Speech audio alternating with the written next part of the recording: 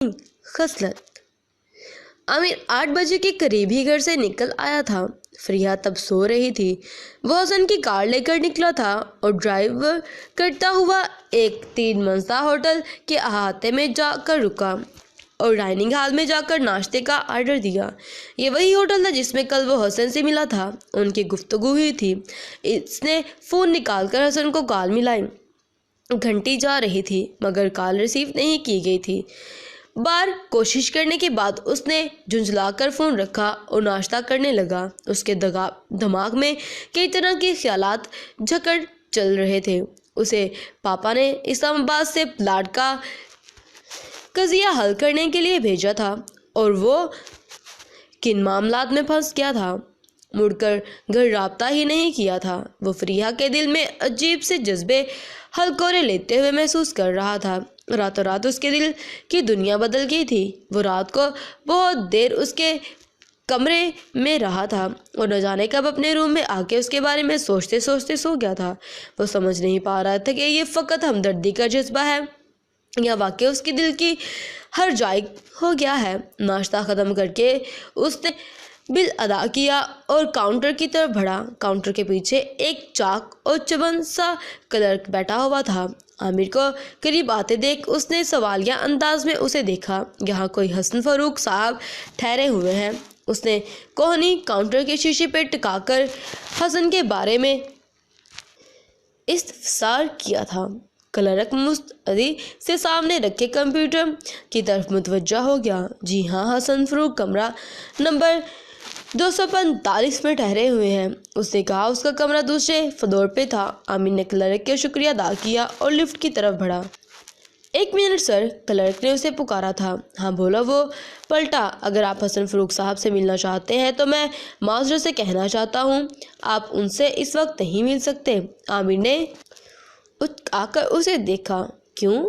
उन्होंने सख्ती से मना किया है सर, कोई भी उनके कमरे की तरफ ना जाए। वो मेरा दोस्त है और मुझे उससे अभी मिलना है। आमिर ने सख्त लहजे में कहा। सॉरी सर, हम आपको ऊपर नहीं जाने दे सकते। हम अपने क्लाइंट्स की प्राइवेसी का ख्याल रखने के पाबंद हैं। वो टस से मस नहीं हो रहा था। आमिर ने बड़ा सा मुंह बनाकर उसे देखा और हसन को दिल ही दिल में गालियां देता बाहर आ गया। यकीनन वो रात भर के रत जगह के बाद बदमस्त होकर सोया था और सोने से पहले होटल स्टाफ को डिस्टर्ब करने से मना कर दिया था। यह भी हो सकता है कि उसे आमिर के आने का अंदेशा पहले से हो और उससे उसका सदबाप किया हो। गाड़ी में चंद लम्हे बैठने के बाद उसने असलम रहमानी प्रॉपर्टी डीलर का नंबर डायल किया और फ़ोन कान से लगा दिया। कुछ सेकंड बाद कॉल रिसीव की गई थी और एक खड़खड़ाती हुई मर्दाना आवाज़ सुनाई दी। आमिर ने आवाज़ से बोलने की वाले की उम्र का तयन 40 से 45 दरमियान के लगाया था। जी असलम रहमानी बोल रहा हूँ। कौन बात कर रहा है? मैं आमिर दाऊद बोल रहा हूँ। रहमानी साहब, इस्लामाबाद से आया हूँ। उम्मीद है आपने पहचान लिया होगा, उसने ठहरे हुए अंदाज में कहा। दूसरी तरफ चंद लम्हे खामोशी तारी रही। जी कैसे याद किया आपने इस खादम को? रहमानी की आवाज़ आई। प्लाट का जो मामला उलझ गया था उसे सुलझाने आया हूँ रहमानी साहब। आमिर ने कहा। आधी रकम अदा की जा चुकी है और बाकी की 1.5 करोड़ की रकम अदा कर दूंगा। प्लाट का कब्जा ले लूँगा। दूसरी तरफ फिर खामोशी छाई थी। देखेंगे, इतना आसान नहीं है। वो प्लाट बेचने का इरादा मैंने तर्क कर दिया है। मैं माजरत ख्वाह हूँ। ये कैसे कर सकते हैं आप? वो जगह फाइनल हो गई थी और कागजात पर भी दस्तखत हो गए थे। आमिर ने झुंझलाए हुए अंदाज में आप घर आ जाए, मैं बताता हूँ आपको, रहमानी ने कहा। उम्मीद है आपकी शिकायत दूर हो जाएगी। ठीक है, मैं आता हूँ, आमिर ने कहा और कॉल कट कर दी। गाड़ी स्टार्ट कर दी। उसका रुख वापस इस बंगले की तरफ था जिसके अंदर वो कई दिन पहले गया था और उसके हॉल से इस कमरे में झांका था जहाँ असलम रहमानी की जवान साली बीवी किसी के साथ दादे इश्क दे रही थी।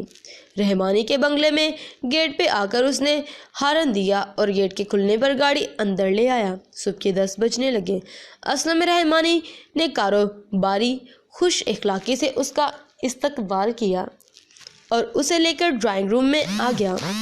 जी आमिर साहिब, आप क्या लेंगे? आप चाय या कुछ छोड़? वो मुस्कुराकर बोला। शुक्रिया, लेकिन मैं کچھ دیر پہلے ہی ناشتہ کیا ہے۔ عامر نے کہا، نہیں آپ اب آئے ہیں تو کچھ آداب میزبانی ہمیں بھی تو نبھانے دیجیے۔ وہ بولا، بے تکلفی سے اپنی بیوی کو پکارا تھا۔ بیگم، کہاں ہو بھائی، مہمان آئے ہیں اور کچھ چائے پانی پلا دو۔ عامر نے اسے منع کرنا چاہا مگر اس نے پھر اپنی بیوی کو پکارا۔ اس لمحے ایک دروازے سے ایک بے حد خوبصورت جوان عورت الجھے بالوں کو سمیٹتی ہوئی باہر آئی۔ عامر کی نگاہیں اس کی طرف اٹھی اور پلٹنا بھول گیا۔ وہ فریدہ تھی۔ اسے کل ہی اس نے حسن کے ساتھ گاڑی میں جاتے ہوئے دیکھا تھا۔ اسے چند دن پہلے اسے کوٹھی کے ایک کمرے میں کسی سہیل نامی مرد کے ساتھ جسم کی پہلیاں بوجھتے ہوئے دیکھا تھا تو وہ اس کی برہنہ پشت اور اس بکھرے بالوں میں دیکھ پایا تھا جو اس کی پشت سے ہوتے ہوئے کمر کے نیچے حصوں تک آ چکے تھے اور اس کی پردہ پوشی کر رہے تھے۔ کل اسی گاڑی میں دیکھ کر عامر کو لگا کہ وہ ان بالوں کو کہیں دیکھ چکا ہے۔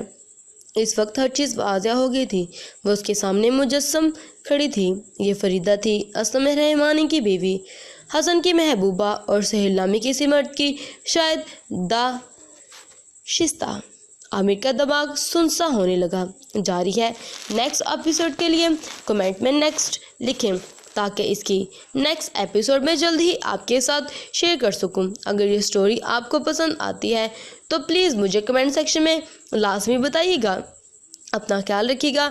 اس ویڈیو کو زیادہ سے زیادہ شیئر کیجیے گا تاکہ میں اس کا نیکسٹ ایپیسوڈ جلدی سے جلدی آپ کے ساتھ شیئر کروں۔ امید کرتی ہوں سٹوری پسند آئی ہوگی۔ پسند آئے تو پلیز اپنی رائے مجھے کمنٹ سیکشن میں ضرور بتائیے گا اور اپنے دوستوں، فرینڈس اور تمام ریلیٹیوز کے ساتھ اس ویڈیو کو شیئر کریے گا اور اپنا